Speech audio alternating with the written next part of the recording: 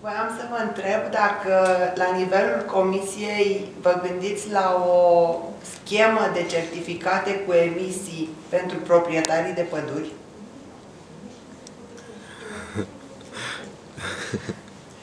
Ca un stimulent pentru proprietarii de păduri, funcție de reducerile de emisii pe care pădurea le face.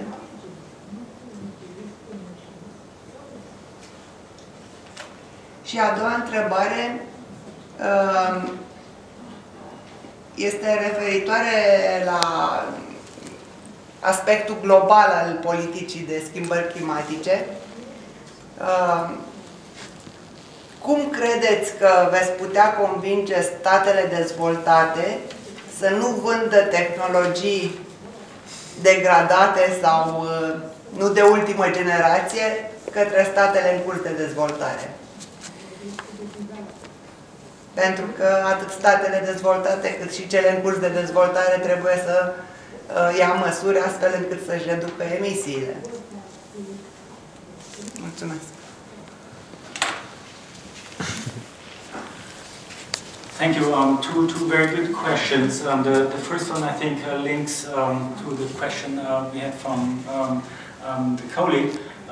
It's clearly associated to the question how we will fill the gap in view of CO2 emissions which are associated with land use and forestry.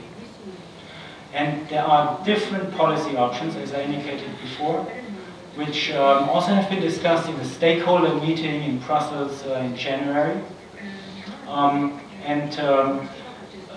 If you would hand out emission certificates to foresters, that basically would imply that they should be a part of the emission trading system.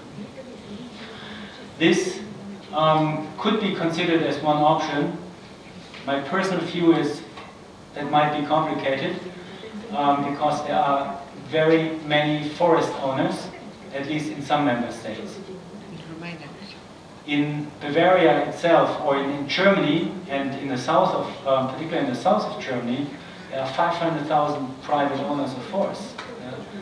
I'm also an owner of a forest, but it's a very, I don't know, it's 1 hectare. Yeah? So it's very small, and to administratively carry out an efficient system in that respect would be very difficult. Therefore, we have to also consider other policy options how this could be done in a way such that member states like Romania, like Germany, like France could give incentives to forest owners to improve basically the net emissions from forests. As I said, it is very important to also maintain the carbon stock which we currently have in forests. Because as in the long run, there will be an increased demand for biomass. That would also mean that there is an increased demand for wood. And there we have to also be sure that the forest management is incentivized, which in the long run makes sure that the carbon stock of today's forests is maintained at a level as high as possible. How this will be done will be a matter again of the communication which we will come forward in middle of this year. And your second question on the technology transferred from developed countries to developing countries.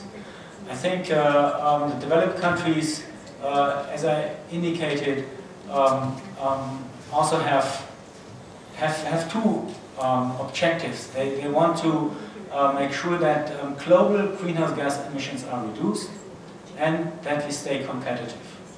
And if we want to stay competitive, we can't sell old technology. We can't go to China and sell to them old cars, because they won't buy them. We can't go to Africa and sell to them old power plants. I don't think that's a possibility. The opposite is the case. We have to try to sell really best available technology, electric cars, cars with very low fuel consumption, and the same also in the area of power plants, where we would have to ensure that the technology which is transferred is really the most efficient, also in terms of greenhouse gas emissions. And I think all institutions, all public institutions which are involved in that equation are trying to work on the same objectives. That means that in external development cooperation, the EU, the member states, but also the development banks, the European development banks, EBRD, EIB, and also national development banks, are trying to really keep also these sustainability arguments into account, and take them into account in the types of projects they support with grants and with loans.